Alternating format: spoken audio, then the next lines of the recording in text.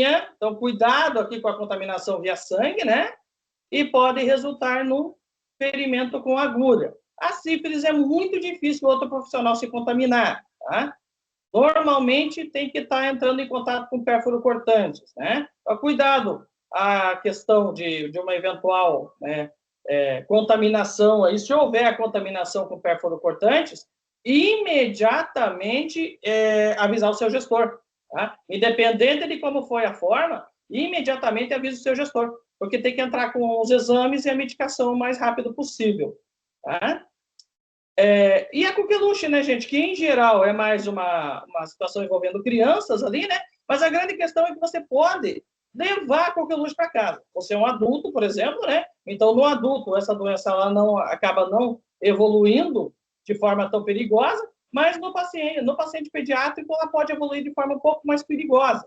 Tá? Então a gente pede também para que tome as devidas de segurança, as devidas precauções de segurança, né, usando máscara para evitar a questão da exposição, ok? Condutas, né, em caso de pós-exposição. Então, olha lá, o Código Penal, gente, ele obriga a notificação da autoridade pública, tá? Em caso de doença infecto-contagiosa. Então, se chegar essa doença lá no nosso hospital, imediatamente o médico e o enfermeiro, eles vão notificar, tá? Só que vocês também, gente, em caso de exposição, vocês têm que ser afastados, tá? Afasta o suficiente para fazer os exames, né? E para o médico do trabalho, no caso, decidir se vai ter algum tipo de intervenção ou não. Por exemplo, para HIV, hoje existem exames, né? Em 45 minutos fica pronto ali para saber se você foi exposto ou não. O histórico do paciente também é importante, porque tem paciente que você já sabe que não tem HIV, por exemplo, tá? E tem paciente que você já sabe que tem HIV. Então, nesses casos, o médico do trabalho, muitas vezes, ele vai decidir, né? Você vai fazer alguns exames daqui a algum tempo, mas a princípio está tudo bem. Olha, infelizmente, você vai ser afastado efetivamente e você vai ter que tomar as medicações necessárias aí. Tudo bem? Tá? Então, a exposição, gente, ela deve ser reportada ao gestor do seu serviço, ok? Olha lá, né? Alguns riscos químicos, né? Que vocês, né, que os senhores podem estar expostos aí dentro dos hospitais, né? Então, exposição a substâncias como gases, vapores, poeiras, né? Antissépticos, esterilizantes, né?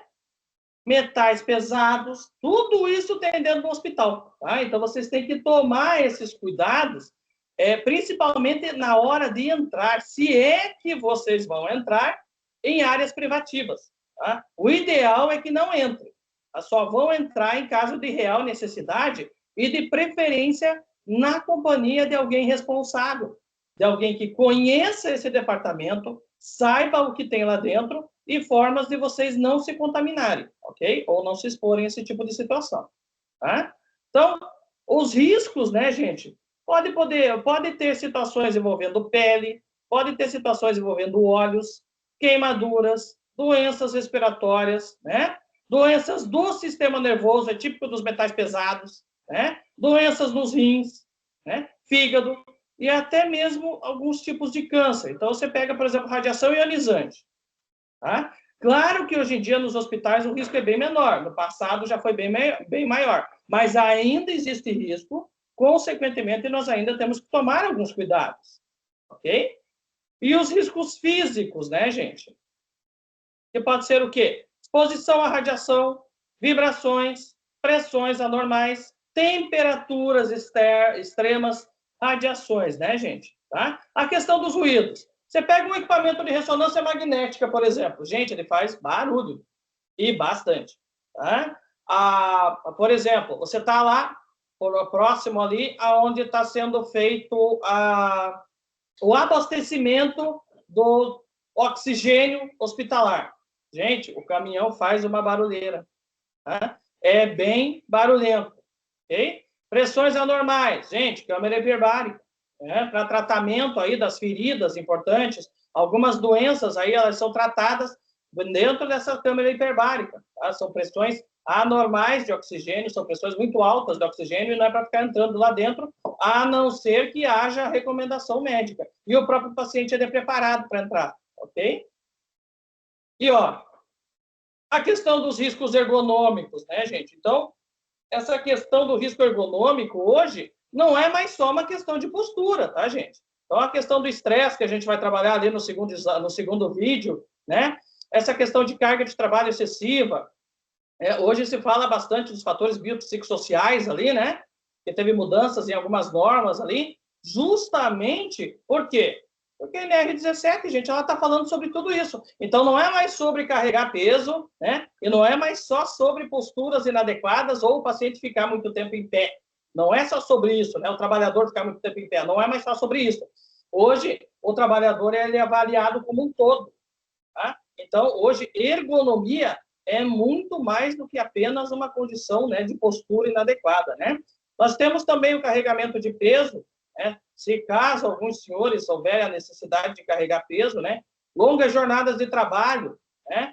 Muitas vezes tem que dobrar plantão, tem que dobrar seu turno ali, né? Então, tudo isso hoje faz parte do risco físico. Porque concordam comigo que o trabalhador cansado, né, o trabalhador que carregou muito peso, ou o trabalhador que está muito cansado, em horas excessivas aí de trabalho, o que acontece? Pelo fato dele estar cansado, ele acaba deixando de prestar atenção em algumas situações de segurança. Até porque ele está cansado. Então, ele tem esses microssonos, eles têm essa questão desses lapsos de cuidados, né? E o resultado é que ele fica muito mais exposto a acidentes. Ok? Olha lá, gente. Como é que a gente vai reduzir esses riscos, né, gente? Então, siga o plano de controle, né? Sempre use uma barreira entre você e o paciente, tá? Então, você está conversando com o paciente alguma coisa, não se aproxime muito dele, tá? De forma alguma, porque ele está classificado como contaminado, tá? Outra, muitas vezes, né, o familiar, né, gente, ele não toma esses cuidados e acaba se aproximando muito do paciente, então ele também está classificado como contaminado, tá? Então, tomar os cuidados, né, ao manusear a questão das agulhas, tá? Ao contrário do que a gente pensa, pessoal, tá? Da porta para dentro, ali na sala de trauma, muitas vezes vocês vão encontrar esse tipo de coisa no chão, né? Antes do pessoal da limpeza vir atender, vir fazer a limpeza, tá? Muitas vezes chega um paciente de grave ali na sala de trauma, médico, enfermeiro, fisioterapeuta correndo para tudo quanto é lado para tentar salvar o paciente, e não é sempre que dá tempo de colocar todo o lixinho bonitinho, tá? Vocês vão ver, eventualmente vocês vão ver luvas no chão, vão ver agulhas no chão, não entra, tá? Aquela sala está contaminada, tá? Se vocês entrarem, muitas vezes vocês têm um calçado de segurança, mas mesmo com calçado de segurança, gente, evitem entrar nesses locais, tá? Espera o pessoal da limpeza fazer toda a limpeza, né? Recolher todo esse material ali, né? Porque elas têm o treinamento ali para fazer essa retirada, tá? E depois, se for o caso, vocês entram ali, tá? Sempre lavar as mãos, né? Então, entrou no seu plantão, saiu do seu plantão, qualquer situação que você tenha, que você tenha que ter entrado em contato, de repente, né, com algum paciente ou algum familiar, alguma coisa, principalmente na hora das refeições, pessoal, tá? Logo após ir no banheiro, tá? Eu sei que isso parece normal, né? Mas vamos aqui refazer, né? Reforçar essa situação. São situações em que é regra, gente. Tem que lavar essas mãos aí, tá? E é lavar, tá? Não é benzer as mãos, tá? E ter certeza de que todas as vacinas e imunizantes estão em dia. Gente, vacina serve justamente para proteger vocês, tá? Justamente para proteger os senhores. Então, não deixem de tomar essas vacinas, ok? Olha lá, gente. Cenas perigosas, né, gente? Então, tomar cuidado aí com eventuais materiais perigosos, né? Se está com placa de sinalização, que lá no segundo vídeo a gente vai debater um pouquinho sobre isso, não chega perto. Você tem treinamento para isso? A pergunta é, você tem treinamento para mexer com esse material perigoso? Porque se não tem, não vamos mexer, né? A eletricidade é a mesma coisa, né, gente? A questão de fios desencapados, eventualmente, né? Reconhecer os sinais, né? Se você tiver, por exemplo, fazendo lá sua rotina num espaço aberto, né? Digamos que supostamente você é um vigilante e vai fazer sua ronda lá fora, tá? Gente, existe relâmpago, existe raio seco, tá? Não precisa necessariamente estar chovendo, né? Para que haja um raio, tá? E esse raio eventualmente pode acabar, infelizmente, pode acabar atingindo um dos senhores, ou um local muito próximo. Tá? Por um local muito próximo, eventualmente, eles vão ter algum tipo de sintomatologia, alguma coisa, mas nada grave, né? Agora, o Brasil é campeão de raios, pessoal, principalmente região de São Paulo, ali, a gente sabe disso, né?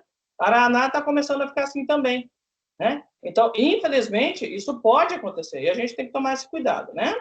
Não se aproxime a menos que seja treinado e protegido do fogo, tá? Então, no próximo vídeo lá, a gente vai falar um pouquinho sobre brigadas de incêndio que tem nesses hospitais, tá? Gente, deixa para os brigadistas, tá? Se você é um brigadista, você está devidamente treinado, você sabe mexer nas mangueiras, você sabe mexer nos hidrantes, você tem roupa de aproximação, né? Aí você consegue fazer um trabalho melhor, tá? A brigada, gente, ela normalmente ela atende os princípios de incêndio, né, com os extintores e tal, e se após a evacuação do pessoal do hospital ali tiver condições, ela vai pensar na questão do patrimonial, tá? Mas a intenção de uma brigada de emergência é justamente controlar um princípio de incêndio para salvaguardar as vidas que estão nesse prédio ou nesse local, e depois a gente pensa numa situação patrimonial ali. Caso contrário, gente, deixa para a autoridade pública resolver, ok? E por fim, gente, nesse primeiro vídeo aqui, ó, a questão dos gases hospitalares, tá? Então nós temos oxigênio, que é explosivo. Oxigênio também não é para ficar, né, inalando toda hora, ele é um remédio, tá? Nós temos a questão do ar comprimido, que é o amarelinho ali, o oxigênio é verde, né? O ar comprimido ele é amarelinho, tá? O ar comprimido, gente, se eu não preciso repor oxigênio no meu paciente, eu vou fazer essas medicações inalatórias, né? Que o paciente fica cheirandinho ali, a gente vai usar o ar comprimido. Agora, se a saturação do paciente está mais baixa, né? Se ele está com dificuldade respiratória e se a quantidade de oxigênio no corpo está menor, aí o que eles vão fazer? Eles vão estar utilizando a questão do oxigênio. Aquele vidrinho que tem ali no canto, gente, é a questão do vácuo, tá? Então, o que acontece? Quando precisa aspirar alguma coisa de dentro do pulmão do paciente, ou da boca, ou do nariz, a gente acaba utilizando algumas sondas, né? Que são caninhos que a gente coloca dentro do paciente ali e liga esse vácuo. Tá? E esse vácuo serve justamente para aspirar esse paciente, para aspirar esse vômito, né? Esse sangue, né? A questão da saliva, às vezes o paciente saliva muito, né? A gente chama de cialorreia, né? Então, a gente vai utilizar esse vácuo ali. Aqui faltou também a questão do óxido nitroso, tá? Que é azulzinho. Ele serve justamente como anestésico. Ok, pessoal. Tá? Então, eu gostaria de agradecer aos senhores pela participação, né? Nesse primeiro vídeo, tá? E logo, logo, os senhores estarão assistindo o segundo vídeo, onde nós entraremos em algumas questões mais técnicas, tá?